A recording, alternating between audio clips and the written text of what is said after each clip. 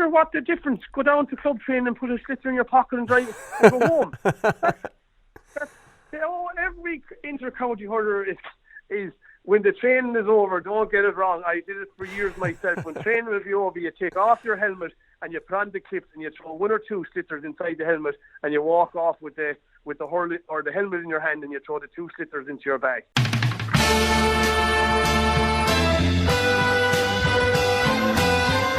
I'm not finished yet. It took me a long time to get here.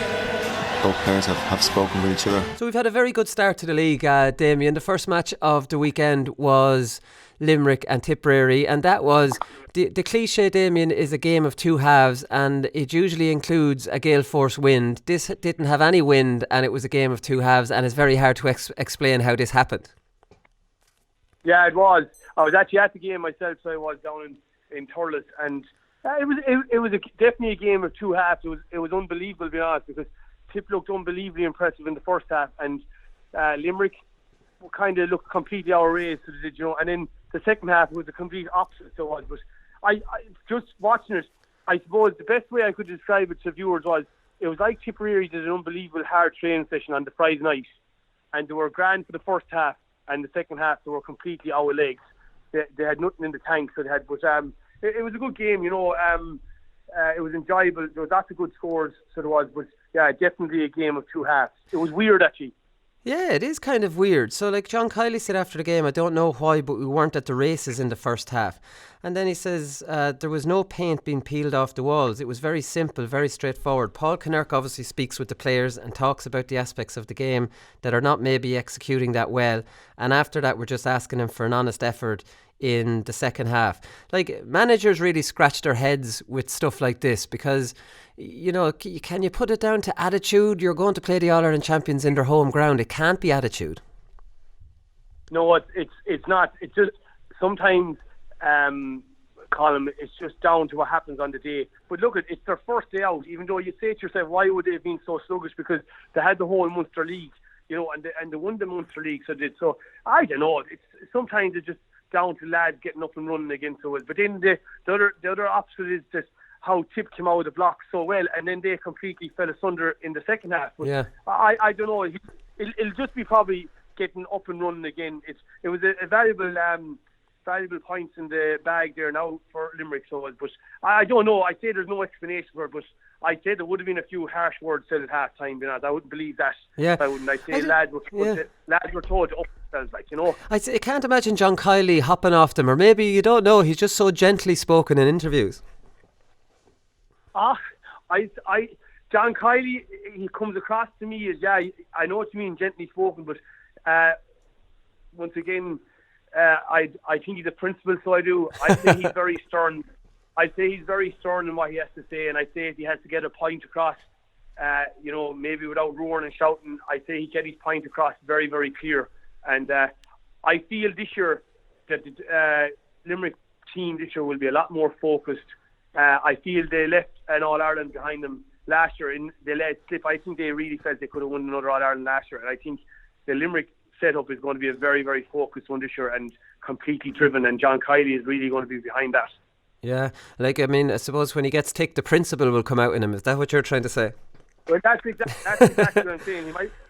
It's like meeting the parents for the first night to see when your young lads come to the school and you're as nice as pie, and next thing you get them in, but when they're in, I say he puts his foot down. I say he runs a very, very tight ship, and I say he runs a very, very disciplined outlet as well, and I say there's no crap of him, being honest. I say it's black and white with him, straight up. Yeah, no, I definitely think. And Liam Sheedy then obviously said after the game, he says, obviously we did tire. We're not where we need to be in terms of physical preparation. And you mentioned that they looked like a team that did a hard training session. They have to get those hard training sessions into their legs because they came back from holidays on January the 6th. So, I'd say there's no doubt they're trying to combine preparing for the league with some very physical training sessions. Yeah, and there will be, the call of putting it in the bank. Having the reserve there, and they're after enjoying themselves, and only right, they were deserving the All-Ireland champions, and they had a super year last year, and they were on holidays, and lads would have enjoyed themselves over the Christmas as well, and only right, as I said, they're only, they're not every day you win in All-Ireland, but like there's going to be hard training sessions put in there among the league campaign. So but he rested a few players as well yesterday, and he gave lads a run as well. Don't forget that as well. Like he gave lads an opportunity, but I reckon there was a tough training session during the week, because it's not possible for the lads just to completely go out of the game like they did in the second half. It was just complete tiredness. That's what I put it down to. Yeah, because Limerick were away on holidays too. I don't think as late as Tip, but still, like, they were on holidays. Was it just before the Christmas period we kind of saw some of that? Maybe it was in start of December actually. Limerick went away on holidays. I'm just trying to think when we saw that video. When we saw that video appearing. Yeah, they went away, but I think as I said, since maybe that video column, which I'm all against these videos and posting stuff up on social media. I hate all that stuff, being honest, but I say that John Kiley and the management team has battened down the hatchet there big time. Since all that happened, and that's the best way for me to describe it. I say myself that if lads aren't cooperating or lads aren't prepared to be disciplined, they've been shown the door. So I think Limerick are a little bit ahead of Tipperary in preparation, but it doesn't explain their first half performance. Maybe it was complete rustiness or whatever, which doesn't explain it either with the Munster League and their winners of the Munster League, but the second half they completely pushed on. They definitely did. Is there no better time for Tipperary to go on a holiday than coming back on the 6th of January and playing catch-up right throughout the league? What you've played in enough All-Irelands to have been away on holidays. Did you go? Is there no time early December that you could go and not have it impeding on the following season? Yeah, I would agree with you there. It only makes sense that if you are, but basically, I think what kind of happens with the winners is that the month of December is kind of the month that you go get your All-Ireland medals and that type of stuff, Colin. But yeah, it would only make sense that if you did go in December, it wouldn't impede on your preparations. But the truth of it is, Colin, Liam Sheedy isn't really that awfully interested in the league. Yeah. And that's. And that's it, saying it in a nutshell. He's not. He's completely zoned in on the championship. He's not going to be remembered for winning the Allianz League or anything like that. He's trying to find another couple of players.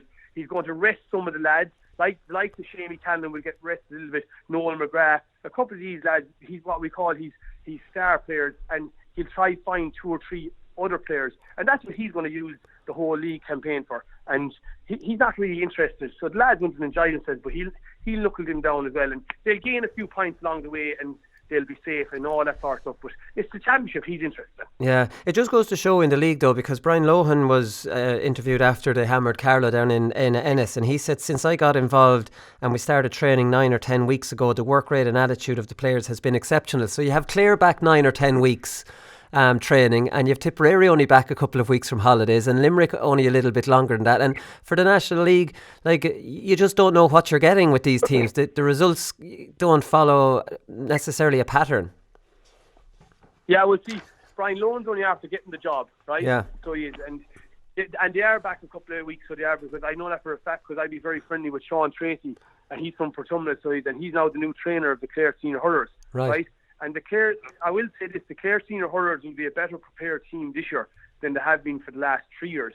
And there'll be no crap taken there either, so there won't, because Sean is a top class trainer. Right. And Brian Lohan, just from hearing this stuff down in around Innis, where I'm based, that Brian Lohan is meant to be a fantastic organiser.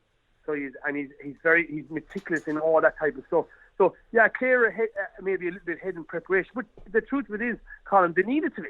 Yeah. They needed to be. They did a very, very poor season last year. They were out very, very early, so it was important maybe to get them lads back on the horse, But I will say this: the lads, I'm friendly with Tony Kelly. They're very, very happy with the setup in regard. They're doing an awful lot more hurling this year. Okay. So they are in their early training sessions. But then you have to remember Tipperary went all the way to the All-Ireland final. So it'll only take them a couple of weeks to get back up to where they were last year, Colin, with lads getting the proper training into them, the proper diet back in, all the attitude right, and they'll be back up and running within a couple of weeks. Where Clare are blooding new players as well and trying to find players as well. Yeah, no, exactly. And Sean, does he just do the physical training, or would he be involved a bit like Kinnerk in game plans and the more of the hurling aspect? Oh no, Sean. Yeah, Sean is doing all the hurling, so he is. Right. They have a guy have another guy there from Galway called Carr. So they have, and he's doing what we call the S&C training side, and they're very happy with him. They're very happy with him as well. But Sean would do all what we call the hurling. Like Sean trained us. Like it was Sean and Johnny Kelly would say would say over for Tumlin for the last couple of years. You know, when we were winning All Ireland, Sean trained us to our very first one. Sean is a good trainer now. He'd be very, very stern. So he was a part of the Jurlock Nan setup when he came to Galway. So he did, but he wasn't the trainer. Louis McQueen was the trainer. Sean was the selector. But yeah, Sean will be in the full run of, we say, team selection without doubt. And he knows he's hurling. He's around a long time. But Clare will be a better setup this year. Okay. I'm not saying they're going to win stuff, but they will definitely be a lot better than they were last year. And they'll be a lot more physical and they'll be a lot more motivated. Okay, well that's interesting. Watch this space. We'll do a bit more on Clare. They had a routine win, I suppose, against Carlos, so there's not too much to see. Yeah, exactly. Bread and butter stuff, I suppose. Yeah. Kilkenny then. Jesus, they gave Dublin taught them a bit of a lesson, and this is even after Richie Leahy got a red card. What's your take on that red card? Because go on. It wasn't. I didn't like the red card. It wasn't. The frontal challenge column needs to be sorted out, right? If it's a frontal challenge with, massive impact and hurt to the lad, that's a different challenge to the one that Richie Leahy gave, right? There was no real hurt in the tackle, but he got the straight red. My whole argument is, I've said this to you a couple of times over the couple of seasons that I've been on your podcast, right? Someone else will do it next week and they'll get a yellow. And like you asked me only last week about Brendan Maher's challenge in the Club All Ireland, and I also said it wasn't a red, but other lads were saying that it was a bit high. Like, to me, it's not. It has to be an unbelievable mean challenge for me to get a red card. They're obviously clamping down a lot on these head-high challenges. We saw it started last year. I think was it Tony Kelly got red carded against Tip at the first round of the league, and then it carried through. And obviously Richie Hogan's in the All Ireland final for the head-high tackle, and now Richie Leahy. Are players just going to have to go here? Listen, you're going to have to calm down. If that's what referees are doing, the red cards now, whether there used to be red cards or not, is not the point. Yeah, but the whole thing as well, Colin, is there was a high challenge put on Aylward, a couple of minutes later, and there was no red card, So, like, I'm the whole thing about consistency. But yeah, what the trainers will be saying is that the referees have been told that they have to clamp down on this sort of stuff with the high challenge. So that what the coaches will be telling the lads is they have to get their tackling, get their hands, and get the tackling into the body, not up high. If you do a high challenge or leave it, which we call neck high, you're leaving yourself open to getting sent off. And that is so lads will say you tackle with the hands into the body. Once you hit a lad into the body, even if it's a fierce mean belt, once you're hitting them into the body, it's out, and the most you'll get is yellow. But if you're going high with a half middling challenge, you're leaving yourself open for a red card. Happened to your man Hansbury last year with Galway. So he got a red card, so he did it against Kilkenny, and was a huge loss to them then against Dublin in the last round of the Leinster. But also, Colin, just you're on about training. The Dublin senior hurlers have been back a long, long time. Yeah, a long time. They've done the world of work now. So they have, and like they looked far from impressive yesterday, but they're back a long time now training. Dublin are soft outside Parnell Park, and I never draw conclusions from the league, but this is just more evidence on top of the evidence last year. They're able to beat Galway, they go down badly in the second half against Kilkenny, they lose to Laois in O'Moore Park. There seems to be something about Dublin where they can hurl well in Parnell Park and then go away from home and they don't seem to be the same force at all. Yeah, I couldn't agree with you more. Even when Anthony Daly had them one year, they went down to O'Moore Park down in Laois, and they got absolutely hammered by Kilkenny. So did one year. So I would agree more. And the reason for this, Colin, and I said this before, is that Parnell Park's a way tighter pitch. It's a way tighter pitch, and there's a lot more rooks and mauls, and it's a lot harder to get away from a player, and the crowd is up beside you, and they're only inches from the touch line and all that. So they love playing in Parnell Park compared to playing in, for example, the likes of Nolan Park or Port Laois or any of these places, or even Keir Stadium. So I was disappointed. I have to say I was extremely disappointed Dublin yesterday. You have to remember, they were playing against a 14-man Kilkenny team for a long, long time. A long time, and a Kilkenny team nowhere near full strength. And Dublin, I think, had 10 of last year's championship team. They had a much stronger team on paper than Kilkenny had. And then Mattie Kenny is quoted after the game, "We introduced a few new players today, and I suppose last year we worked hard early on in the league. And as the championship went on, we seemed to lose our form a little bit. Having said that, we would like the better performance today." I'm starting to think Mattie Kenny likes a few excuses when they lose. I don't think he takes responsibility for it, because he said in the championship last year we seemed to lose our form. Well, like their best performance in the championship was their second last match against Galway at home, and then they go out and lose to Laois after that. So I don't accept that they lost their form as the championship went on. I think he's making excuses. Yeah, well, as I said, they're back a long time. I know this, right? They're back a long time doing gym work and doing all that type of stuff. All this S&C training like this. But at the end of the day, you can do all the S&C training you want, Colin, right? And I know your body has to be in a good physical state for this league and championship hurling. But at the end of the day, you have to be able to do what we call the top class skills in intercounty level. And sometimes Dublin don't have it as good as other teams. But yeah, this thing is making out. Sure, they had a pretty good championship last year. Yeah, they qualified, yeah. Then they got beaten. So that doesn't make sense. No. That whole, they blew it against Laois. Let's be honest. They would have favoured themselves against Tipperary if they got a chance at them. So, but they were poor. They were really, really poor. Even their full back line, even the two soft goals that they let in, I thought they were. I was disappointed in Dublin. I sat down and watched the game. I was impressed with Kilkenny. I'm always impressed with Kilkenny's attitude. That's great, there, and the way they go about things. And I can only imagine Cody just telling the boys, even when they win a free, I love that. When they win the free or whatever, they just drop the ball and just run away, or whatever. But Kilkenny are finding a few players again, so they are, and they have the Ballyhale boys to come back, and they have the Pádraig Walsh to come back, and they have a couple of lads to come back there. It's Kilkenny are in a good place. They are. And Brian Cody was talking about the reaction to the sending off, and he said the reaction to it was very, very positive. And that's actually in contrast to the All-Ireland final last year, where the sending off had a big bearing on the game the other way. So maybe they were kind of talking at half-time going, let's not, let this affect us, and, maybe that upped the ante a little bit on the reaction. But he said it was going to demand a lot of energy and genuineness from the players to combat it, and also good use of the ball. And there's the word you would use to describe Kilkenny: genuineness. Aren't they? You just know what you're going to get from Kilkenny every single time they play a match. If you're not prepared on a Brian Cody team, if you're not prepared to give it everything for as long as you're out in that pitch with work rate and honesty and genuineness, I don't think you will feature on the team until you start doing it. Yeah. And that's Brian Cody's, I'd say, motto for his whole management career. He just wants to see honesty.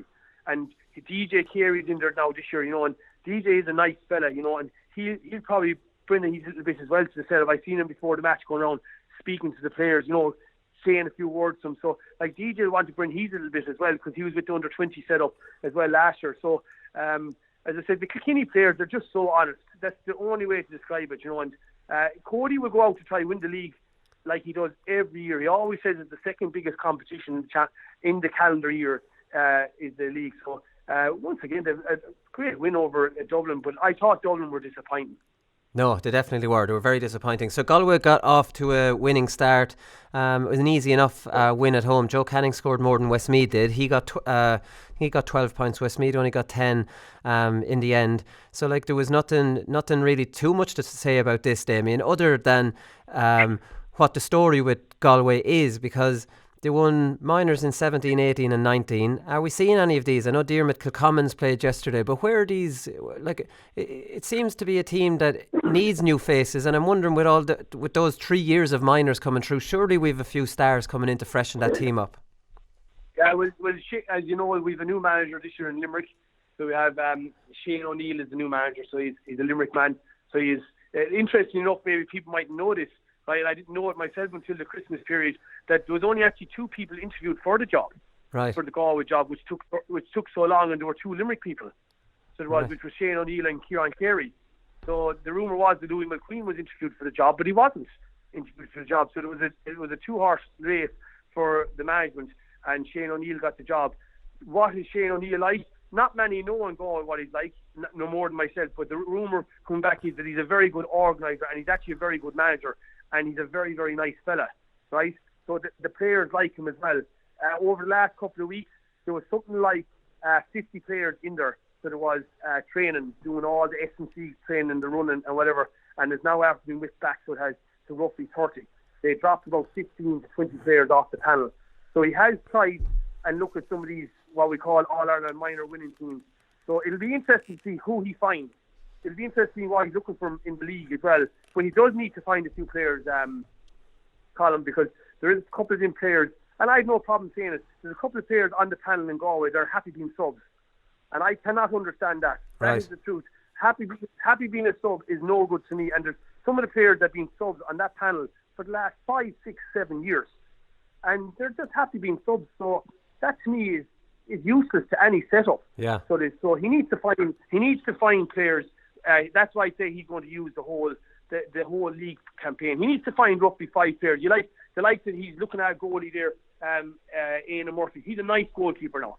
He's good hands, so he's a good stick hurler, so he's a nice goalie. I just seen there yesterday to try Garrod McInerney full back, which is obviously meaning that maybe he's looking at Garrod maybe to go to, for example, to full back, and maybe bring Dahi Burke to see what he'd be like out centre back. Centre back. He's looking at it.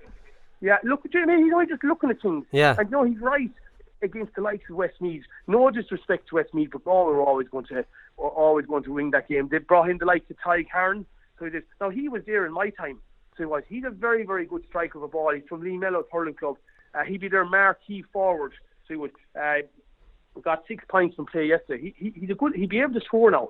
He'd be able to score. So he would. But he's been there. He's been around the block a while. So well, I think that's just where Galway. Because I was obsessed with all these minors coming through, and then I saw him, Harron, score 6 from play. And I asked you, is this a young lad coming through the ranks? And you said, no, he's been there since you were there. So there's nothing new. Maybe he's a forward playing in midfield, so that could be a bit of a weapon, maybe, is it? Yeah. He's a good hurler. He's well able to hurl, so he is. But he's been around the block for a while. He hurt his leg there one stage, and it put him back a little bit. But as I said, he's with Lee Mellows, and I suppose Lee Mellows are a club that are going very well at the moment. So they competed in the last 3 county finals in Galway.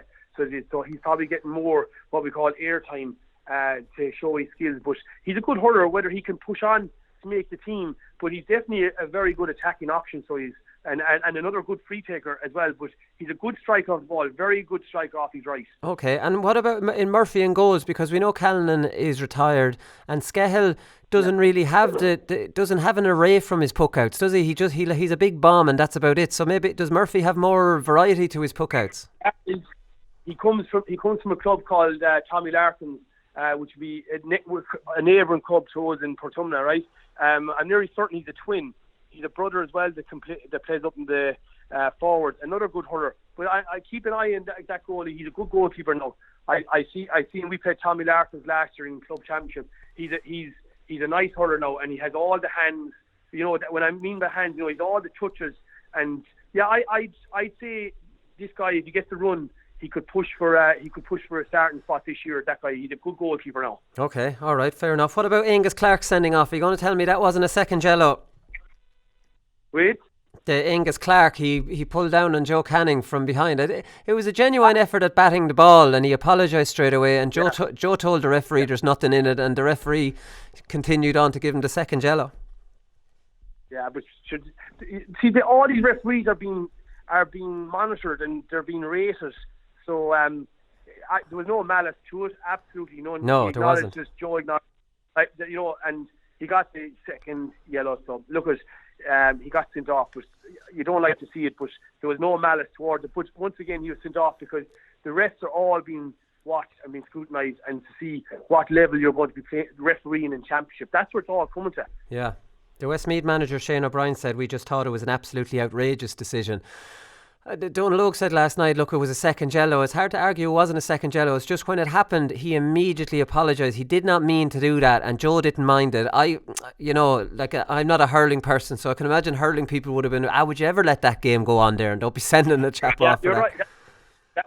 That was exactly it, Colin. exactly. Would you ever let him off? Or, send him off next thing. Yeah. And that's exactly how it was. Yeah, maybe it is the assessors. He's worried about getting in trouble for not doing it right. He was a strong referee, I have to say, whether we agree with the decision or not. When Joe Canning's talking to you in your ear and saying, "Leave him off there," that was no big deal, and the Westmeath lads were pleading. He definitely wasn't swayed by the players' opinions. Anyways, he was sticking to his. They're being rated. They're being rated, Colm, the refs. They're being rated to see what will they be refereeing in the summer. This is my opinion. So whether you're going to be refereeing championship matches, Christy Ring, Joe McDonough, these. So this is how they're being rated to see are they up to the level. Yeah. So that's my opinion. I don't know that, but that's just where I often come up with my conclusions. There's definitely a move away from the traditional hurling person. Let the game flow, and unless someone's seriously hurt, you wouldn't send anyone off. There's a move away from that, Damien, isn't there? Whether hurling people are like that or not, from the referees, there's a movement away from the Brian Gavin kind of way of reffing a game, where you go out and let them hurl unless there's a really dirty stroke where everybody knows it's dirty, you wouldn't be getting the line. Yeah, you're right. And it's all down to health and safety now and protect the players and all that. And then it's gas, Colm. If you had a training match amongst yourselves, 15 on 15, with what we call the A team versus the B team, or the probables versus the possibles, right? It's full hell for leather. It's all out war. There's all out war. Next thing you go and you play a league match, you play a championship match, and next thing you're being pulled for every little niggle, or if you tip some lad or whatever. But so you're often training one way, and when you go out to play the match, it's completely been refed a different way. But yeah, it's going, a lot of it, it's this protect the player and health and safety and all that sort of stuff, compared to, as you said, the Brian Gavin way of, unless the lad got basically split open or knocked down and was out for the cold, you'd win a free. But some people like that refereeing, but everything, again, within moderation. That's always my opinion on it, Yeah, common sense on it. Donal Logue made a good point last night, and I'm always curious about things that I don't really know about hurling, and he was making a point last night that the spare hand. Now, I'd know nothing about the spare hand in hurling because I didn't play it, and you're not allowed tackle with it, and there's a lot of players now using it to slow their markers down, to stop a counter attack. Like, it's almost bringing football tackling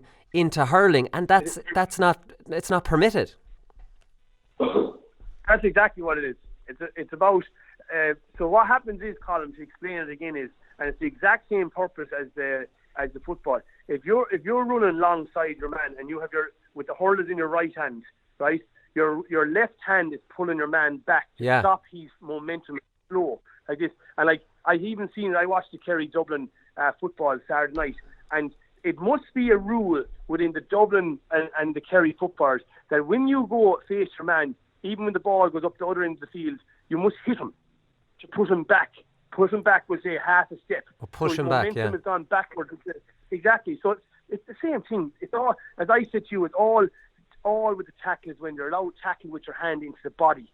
You won't get sent off with a tackle, which is the same thing as football, tackle into the body, where if you use the hurl, but they're all the same purposes, Colm. Even if you're tackling a man, they say in rule number one, when you stand him up, the rule number one is use the hand that you don't have the hurl in, and they say try and hit him into the chest, right? Where when you do that, you're moving him backwards, moving him away from his momentum to go forward, which means he has to go back. They're all the top class inter-county trainers are all doing that. It's about getting them to get their centre of gravity to go backwards where they don't have momentum going forward. That's what they mean. And growing up underage then, would you be told that you're not allowed when you're learning the skills of the game and not at senior inter-county level where you're trying to find, an edge and how you're going to use this spare hand, are you told that you're not allowed to use that spare hand to tackle at all, that you have to use your hurl? Is that how you're coached as a young player? Yeah, exactly. That's this using the hand and all, that's only after coming in the last couple of years. Right. So when I was growing up, it was you're all just doing drills, Colin, and it's the exact same when you're trained a setup. It's all the tackling kind of only comes in, I suppose, maybe from minor level up. I don't think there's many teams showing how to tackle, but it's only after coming in the last couple of years. Everything has changed. It's actually kind of something to do with basketball and American football. that they learn this sort of stuff. But no, definitely, I was never shown how to tackle when I was underage, or have I ever done it. But once again, you just try to tell them to keep the hurl down and don't give away frees. That's kind of the way you do it, Yeah. Donald showed a few examples, like it's definitely in the game. And then Jackie made the point where if you blow this all the time, you'll get no flow, and hurling people are obsessed with letting the game flow. So it's hard to know how to eradicate this out of the game without you'd need a season of blowing this every time to take it out of the game. But once again, it's blown by someone, it's not blown by others, Colin. Right. So that's the whole argument. But the thing is, if it's this thing of taking out the game, it's not going to be taken out of the game. They're all the top class coaches are on about this tackling. And for example, it's cynical. It's cynical, isn't it? Yeah, 100%. So what happens is, Colin, your midfielder gets the ball and he drives it into the full forward position. So the ball is after going in. So with the wing forward and the centre forward is after turning, and he's running into the full forward line to give support play, or maybe hoping to get onto a break. Yeah. Right? So obviously the defender can't catch him or hold him like this. So when he turns with him, he's running in with him, and he's what we call his open hand, which is the hand that doesn't have the hurl. He's pulling him back. Putting it across him. Pulling him back to stop him. Yeah, we're not pulling across him, catching his hand and pulling him back. Yeah. To stop the momentum. And that's going on. That's going on for years. It's not just because Don Logue is after showing it. He might be highlighting it, but that's been going on for years. Yeah, maybe. Unless maybe it's starting to come a little bit more, because there is nothing more frustrating when you have a break on like that and you're away and then there's somebody pawing at you. And I never really realised that your spare hand in hurling is just really for catching, right? It's not meant to be used for tackling, because you can't tackle the man. So yeah, I just thought it was interesting that I hadn't noticed. Yeah. I hadn't really noticed that, because when you're used to watching Gaelic football, you just wouldn't think there's anything big in that at all. You just think, he's using his hands. And it's very, very noticeable as well, Colin. Keep an eye on the rooks. When the ball is in a rook among, we'll just say 5 or 6 or 7 players, keep an eye on the rooks. Some lad is down trying to ride the ball. Watch the way lads go into the rooks, especially at inter-county level. They're all going in with their legs to try to get in over the ball for centre of gravity, and they're also going in with their open hand.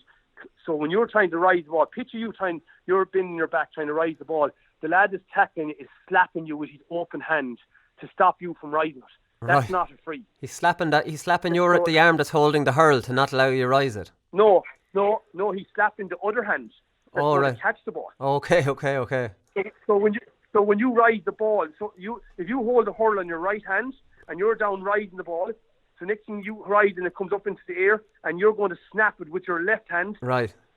All good defenders or whatever they're tackling, their open hand is slapping your left hand, so that you won't be able to catch it. The next thing the ball is back down on the ground again. Right. The next thing that's where the rook and the melee starts. Keep an eye on that. And when the rooks occur, watch the amount of lads, the lead, go into the rooks with their leg. The lead going straight in with their leg into the middle of the rook. Just keep an eye on it. Yeah, no, I've seen them doing that before. Yeah, and what's that to do? To protect their hand, to protect the hand being slapped, is it? No, it's just to get in over the ball, get your body into the middle of the rook to get in over the ball to try ride it. And so instead of lads poking at you, one time you'd have lads poking at from what we call the outside, where they wouldn't want to get a belt. Yeah, that'd be you. You like to hang around the outside of rooks, didn't you? Oh yeah. I was afraid of my life. Brian Carroll used to stay out with the rooks anyways. He's admitted that. Yeah, but but some lads would be saying, "Oh, the rook looking for the handy ball," or they'd be poking at near like they had a snooker cue, But just watch the next rook. We'll say next weekend when it happens. The way that we slap each other on the hands of the open, it's just to stop the player from riding the ball. Right, yeah. I'll keep my eye out for that. It's a cute one. Yeah, no, it definitely sounds cute. Yeah, I have to say I quite like that one. It's more subtle than the other one. The other one's a bit more cynical. I like the one in the ruck though. Come here, you kept this one quiet that you're gone into management. Boris O'Kane in Tipperary. I am. Yeah, I'm gone. They're only over the road, Colin, and I do the sessions with them at the weekend. So I do on the Friday and the Sunday, and I'm enjoying it now. They're intermediate, so they are, and when I say they're only over the road... Did they not win the intermediate in 2010? They got relegated again after that, did they? Yeah, they got relegated again. So they're a young team, and the numbers have been good now. In fairness, like I train them there Sunday morning, so we 32 down training. I train them Friday evening, and we have 30 down training. So, and they're all young lads. And the one thing I'll say, Colin, the training I'm doing is all hurling. And I'm always saying that they're going down to go hurling training. Yeah. You know, and everything to be with the ball.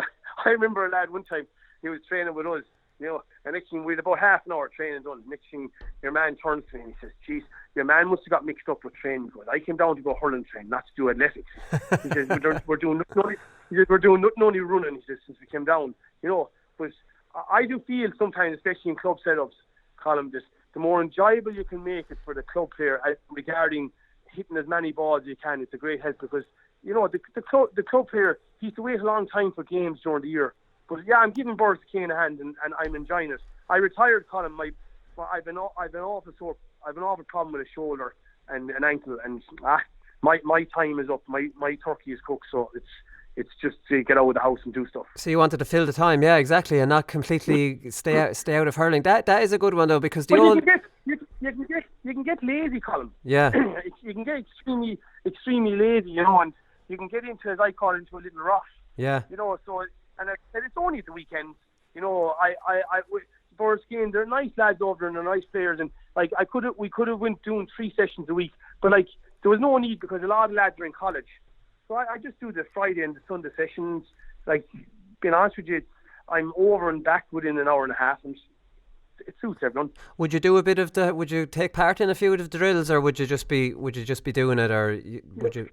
No, I wouldn't take part in the drills. I'd always have my hurl. So I would, and but I would just show them how I want the drill done. Right. And they may do it. But there's some days I put out bollards and, you know, cones, and there's other days I don't. Sometimes I find there's lads out there with cones, and you'd look into a pitch, even at inter-county level, and I'd often say, like, it's kind of nearly completely shown off. Like, I have more cones out than they have, and we'll do this and we'll do that, you know.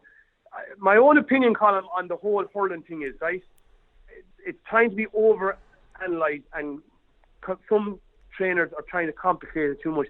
The simpler the drill, and the more it's perfected, and the better it's done, the better the drill. Yeah. You can have the most complicated drills, and if they keep breaking down, Colin, the drill is useless. Yeah, no, I would agree with you with all the cones and stuff. You can go online and learn these. Like that says nothing about you at all. Any club official that is impressed by the amount of drills a trainer is able to do, forget about that. Sure, that's like, I mean, I don't see too much. I wouldn't see read too much into that. It just keep it simple. I wouldn't do much reading, but I do always remember Justin McCarthy wrote a book. So it was called Hooked, you know, and I just always remember one quote he had in the book, and I used to love doing ball hurling, you know, or alleys, in the alleys, right? And he said, you know, the alley to the hurler is the fairway to the golfer. It doesn't lie.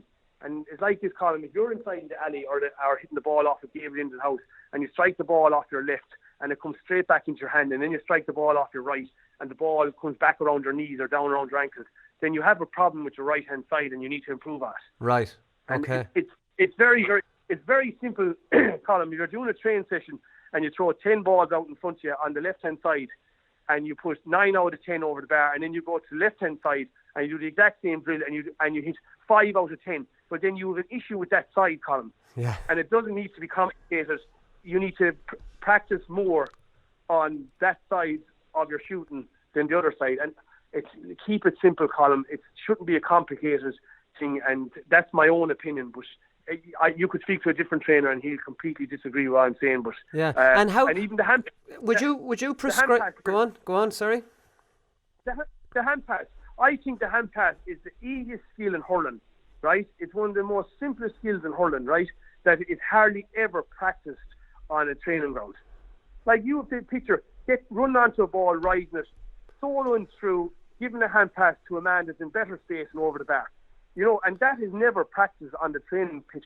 Hardly practiced is the hand passing drill to perfect the hand pass, and to perfect the hand pass column off both hands. So if you're soloing through the middle and your man is free on your right, you can give the hand pass across your body with your left hand.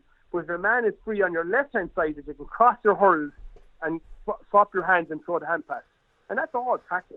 Yeah, no, definitely. Well, they would do a lot of hand passing drills in Gaelic football, maybe too much, I suppose, at times people say. I'm interested about the ball alley though, because you'd have one in Portumna. Would Boris O'Kane, would every club in Ireland, would every hurling club in Ireland have No, they wouldn't. And like, I no, mean, no, would no, you, they wouldn't. would you be No, they telling, wouldn't. so the We, Boris O'Kane have one or they don't have one? No, they don't. They don't have one. But what they have there is they have what we call a stand. They just have a stand, and at the back of the stand there's a wall, Right. obviously, because there's blocks on it with construction. Yeah. Right. So I would bring them over for a few minutes to just get them to hit the ball, because the more balls you can hit, Colin, the better. You know, my whole thing is that they go home saying they hit balls, the road balls, the hand pass balls, as opposed to running around cones and going home saying, geez, I'm dreading the next training session. What's he going to have us do now?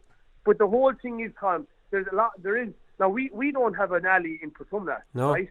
We have a wall. We have a wall in Portumna on an astroturf, which is the same thing. But don't get it complicated, Colin. A wall ball or an alley is the gable into the house. Yeah. That's all you need.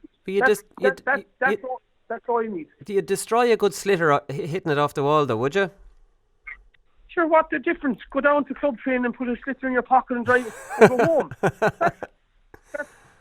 Every inter-county hurler is when the training is over, don't get it wrong. I did it for years myself. When training will be over, you take off your helmet and you put on the clips and you throw one or two slitters inside the helmet and you walk off with the hurl or the helmet in your hand and you throw the two slitters into your bag. And when you go do your own practice, you know, but there's other slitters you can get. There's slitters that you can get for wall ball hurling, that the more you hit the ball column, it heats up. Oh, right. So obviously the more so at the start the ball is cold, but when you start hitting the ball off the wall, it gets warmer and warmer. And what it does is improves your striking, but it improves your speed, eye coordination, and your fitness, and also, you know, basically your leg work and your feet work has to improve as well. But well, I have to say the wall ball to me, if you ever want to be a serious hurler and you're not going out to a wall ball with a couple of targets on it and whacking it as many times as you can until you're hitting that target is coming back into your hand, you're not being serious about being a hurler. Would that be fair to say? Absolutely, Colin. When Portumna won 4 Club All-Ireland, we were very, very lucky to win 4 All-Ireland. We had a great team, right? And it was a golden era of players, right? Straight up, a golden era of players, mighty fellas, right? There was twice a week, Colin, at that stage, I used to be spending 1 hour, right? So 2 days a week over in Tina Walbot. Tina's only over the road 4.5 miles from us, and I used to go over. I was very friendly with a few of the lads in Tina. I used to go over, and I would bang balls off the wall for 1 hour. I would time it, and I would hit so many slitters that it would nearly cut your skin off the thumbs, of the inside of your thumbs. So it was. But yeah, if I tell you, I like TJ Reid, Joe Cannon, Patrick Horgan, Shamey Canlon, all these lads, right? They're all in the alleys. They're all on the wall balls. They're getting sessions in. As I said to you, it's all grand bench pressing and squatting. But at the end of the day, sometimes it'll come to striking and you'll go to the wall ball. Like Tommy Dunn, I guarantee you Tommy Dunn is meeting lads in the Tipperary setup and often has done wall ball sessions and alley sessions with lads. It really improves your striking. Right. So there's the Clare hurlers have been doing it as well. It's something that has to be done, you know. And you see some players, there are bad strikers of the ball. Like this, there's only one way to improve it, and that's to actually stay at it and stay striking and stay striking. Simple as that. I'll tell you a story. I know you want to record this bit, right? It was about John McIntyre, who was over Galway. Right? Go on. I'll tell you the story, right? So anyways, we were over.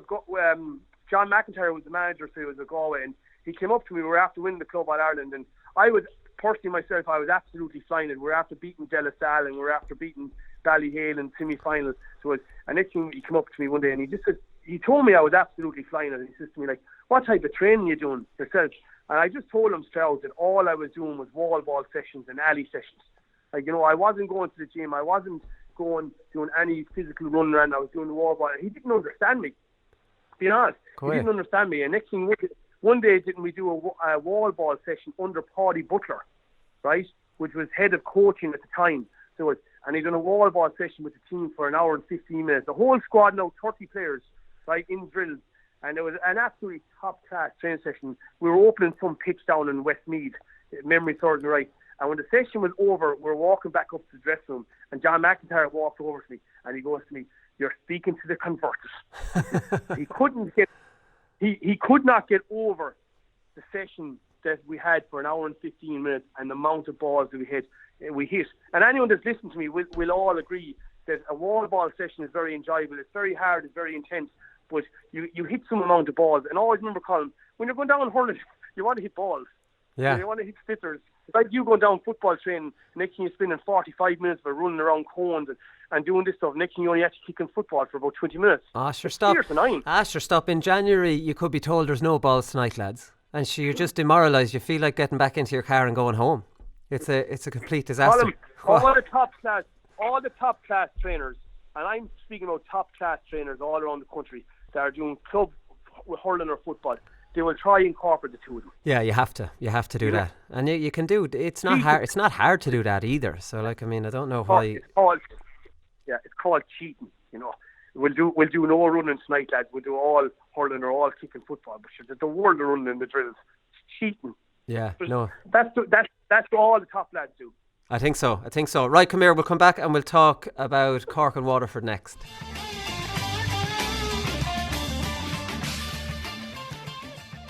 Yeah, we want to focus on the Waterford-Cork game, Damien, because Waterford interesting. Obviously, Liam Cahill is their new manager, and they got off to the worst possible start, then came back into it really well and showed a lot of heart and a lot of work rate, and were home and hosed, and then nearly threw it away in the end.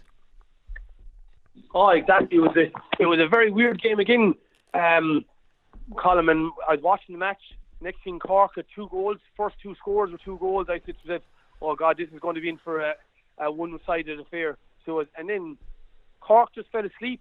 So it's very, very interesting. Waterford have new management, as we know, and I'm delighted to see that there's a couple of what we call Waterford legends, a part of his backman team, with Liam Cahill. But I'm disappointed in Cork. I won't lie to you. Cork have some great hurlers, but there's something missing in them.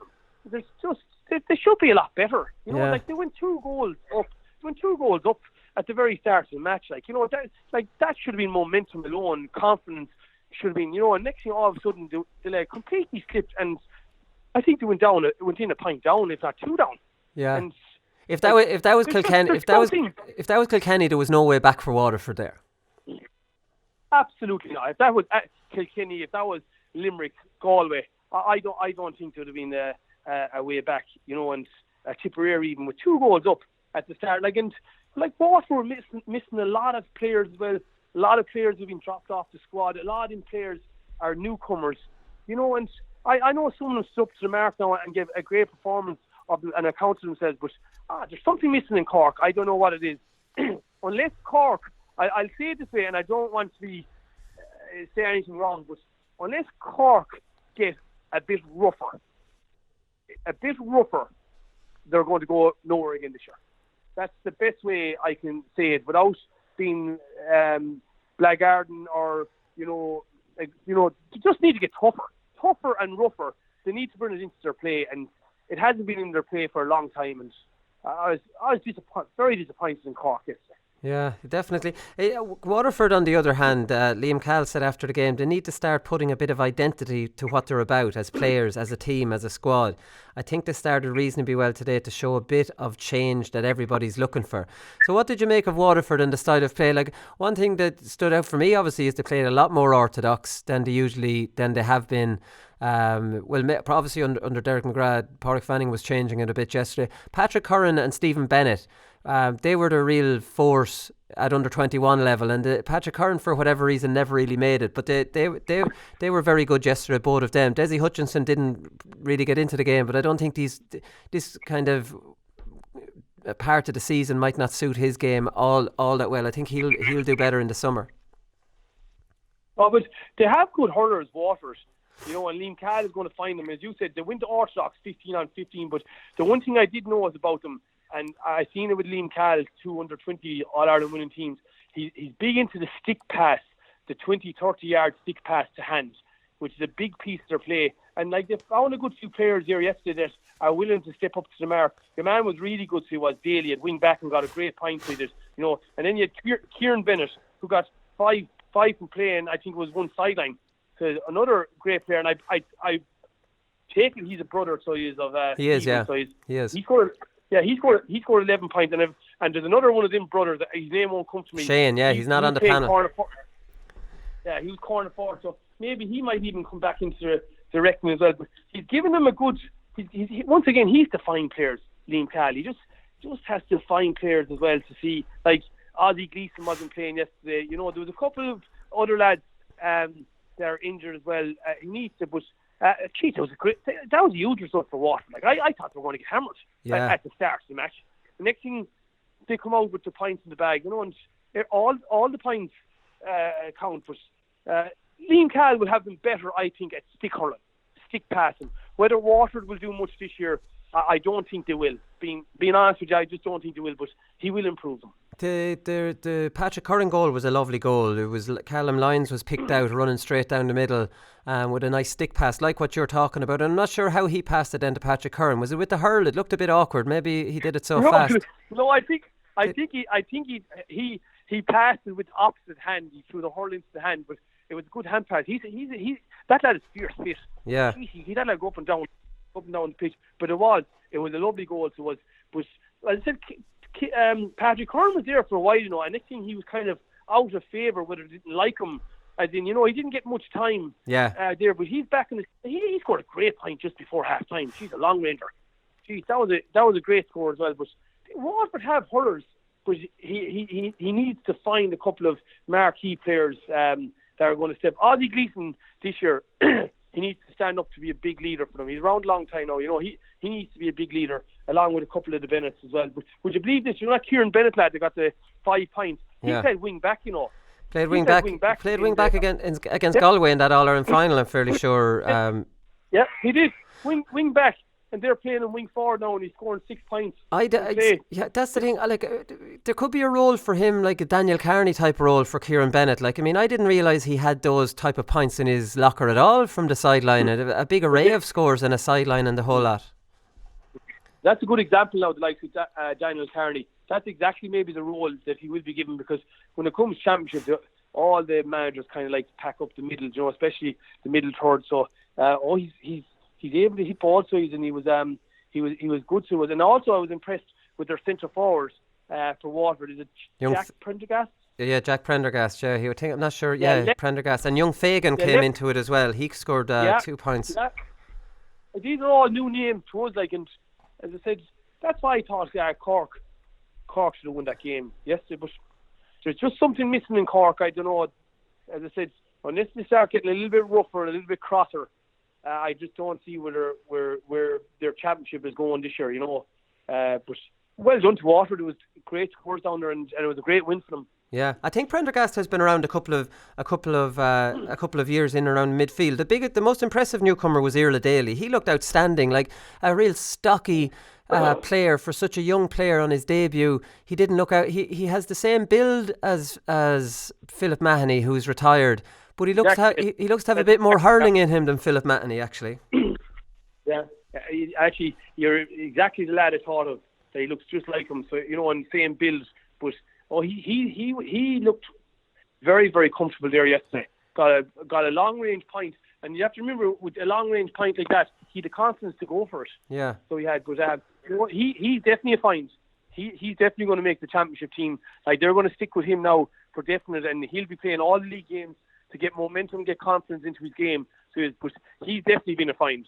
Definitely a find, and he's a left-hander, if I'm not mistaken, playing left half-back, and he goes to let on he's going to drive it down the wing, and he taps it on the hurl and brings it back infield. He did that a few times. I thought I was impressed. Again, this is his debut. He just didn't look out of place at all. Yeah, no, he's right hand on top, so he's not a left-hander. He's the right hand on top. But okay. As I said, he's a good striker of a ball. So and as the saying is, he's all there. He's all there. He won't be pushed off the ball too easily, and you could see it. Even the arms on him. He's a good bit of physical conditioning done. So he has, and he's there now. It's like that. If he can stamp his name on that position, he's there for a few years. Yeah, exactly. The one thing for Waterford, it was very poor defending for all 3 goals. So they were in disarray for the first 2 early goals. They had enough men back.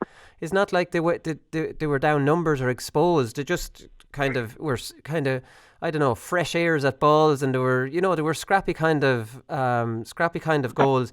And then I thought Shane Fives defending for Shane Kingston's second goal, that was dreadful. He's goal side of Kingston there. There should have been no goal on when Kingston got that ball in his hand. Yeah, Liam Cahill would be happy with any of the 3 goals. Yeah. The first goal was real scrappy. So the second goal was real scrappy again. Kingston whipped it to the net. And then the third goal, Kingston, which, you'd be disappointed the league goal at the very, very end, right? But he got around them very easily and he got away from them very easily, and got his shot in, where all the top class cornerbacks, you'd like to say that they would stick with their man, and even if he swung to hit it, they get a hook in, but Liam Cahill won't be happy with the defending and lacking 3 goals. But so he knows coming away from that game after getting 3 points on the board, that he needs to improve his full back line, which they did. They tried to improve it there during the first half, but there's room for improvement definitely in the full back line area with tightening up and just doing better defending. Yeah, it was Shane Fives came on for Conor Gleeson, who's known as one of their best, as probably their best man marker. He was pulled off after 30 minutes. So Cahill doesn't hang around when he wants to take someone off. I think Gleeson started on Patrick Horgan and then moved on to Kingston and got an awful roasting off Kingston. Is Kingston the most frustrating player you've ever seen, in that he scored 2-2? He should be man of the match, but he missed so many chances then that you're kind of like, oh geez, even the equalising point, he should be getting that. Yeah, he went out of favour as well last year. One thing is just he's young now. To be fair to him, we can't keep saying I think he's around 4 or 5 years now. Jeez, I thought he was only around 21 or 22, but. Yeah, no, but he should be scoring them. We're speaking about inter-county levels, so the answer is, he should be scoring them. It was a poor miss, I suppose, at the very last strike of the game. He's fatter than some managers, isn't it? Yeah. So I'm sure they had an interesting chat there last night when they're having a cup of tea before they went to bed or whatever. But no, he's frustrating in the sense that he can turn it on for 35 minutes and go out of the game for another 35 like this. But he needs to improve. But geez, there's a lot of them that need to improve in that Cork setup. I was disappointed. He still finished up with was it 2? What did he finish up 2-2 or that? But there's other players that hardly fared out yesterday. But we'll give him the benefit of the doubt and say it was his first day. Hopefully he'll get them scores in the championship. He'll be a lot sharper. But the Cork boys need to improve. Yeah, maybe he's only. Just going back to Liam Cahill. Go on. Just going back to Liam Cahill, you said that Liam Cahill, he doesn't hang around.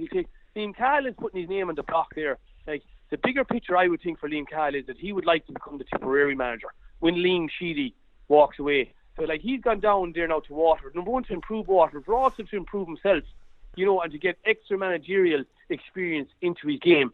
So he's going down there to do a job and to have people talk about him. It's all grand winning minors and under 20s, but sometimes it mightn't be recognised.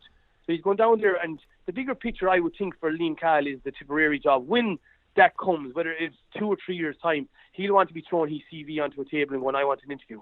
Yeah. So he's down there going to give it everything. No, definitely. You mentioned Cork, how to flatter to deceive, and they're not a league team anyway. We know that it's 17 wides. And to get a 2-goal head start and still be beaten, it's hard to know what to think of them. Now, we don't want to be too hard on them. They won back-to-back Munsters 2 years ago. Last year did a very bad year. So you're hoping Kieran Kingston's coming back in to replicate the form, that they showed in his first year. When there's 2 years, the Limerick were steeped against them, had that comeback. That was only 2 years ago in Croke Park, and Limerick won the All-Ireland. So I think we can be too hard on Cork sometimes. They definitely fell off their standard last year. Whether they can get that back. They still did a good team out yesterday, Colin. They had a very strong team out, yeah. I reckon yesterday, watching the match, they had 5 of the 6 forwards playing for their championship. Alan Cadigan missing. Yeah. Right? Yeah, your man was centre forward, Mark Coleman, which I reckon will go back out to midfield. So they technically had, Bill Cooper was midfield. They had a lot of their. I tell you, they had 12 of their first 15 out there yesterday. I would agree. 5 of their starting 6 forwards, and I know you say we can't be too critical, but this is the team that won 2 Munster championships. In the last was it 3 or 4 years. They're all brilliant hurlers, all lovely technical, lovely skillful hurlers, everything. But they need to get a little bit of boldness or a bit of manliness or aggression into their game, because yesterday they had a way better team than Waterford out, and they just faltered. I'm only just speaking honestly, Colin. I was disappointed in them. Just really disappointed in them, and it's grand saying that we can't be too hard on them, but they should be doing better. They have great hurlers. Yeah. Kieran Kingston was focusing on. Forwards. They've great forwards. These are some lovely forwards. They have forwards that can score. Maybe they need to tighten up maybe at the back, and they will improve. Fair enough, but these are great forwards. They should be doing better. Yeah, maybe there seem to be more of a summer team. Anyways, we're going to give performance of the weekend to Irla Daly. I thought he was outstanding. There's always a young player on their debut that stands out and you think he'll be around for a good few years, and he's definitely one of them. He catch your eye, well able to handle himself, and there's a senior intercounty hurler in him for many years to come, I'd imagine, with Irla Daly. So he was very impressive. So he's getting performance of the weekend. We're not going to do another section on performance of the weekend because we talked too much about handball alleys in part 1, Damien, so we've run out of time. So there we go. Sorry about that, lads. Handball alleys and ball balls and gable into the house. But if there's anyone out there that are listening to the podcast, if you're doing training sessions or whatever, put your team through a half an hour ball wall session at pace, and I tell you one thing, they'll be fairly tired and the lads will improve their hurling. And I was always big into it. That's just me. I used to love doing it. Yeah. Jeez, you're so enthusiastic about it, Damien. I could talk to you about wall balls all day. We might finish up this show and I'll give you a ring and we'll have a chat about it in private. Colin, I don't have any more time. I have to go. All right, talk to you, Damien. Thanks very much. All right, good luck. All right, that's all we've time for. We'll be back on Thursday and we will preview next weekend's games. We'll talk to you then. Good luck.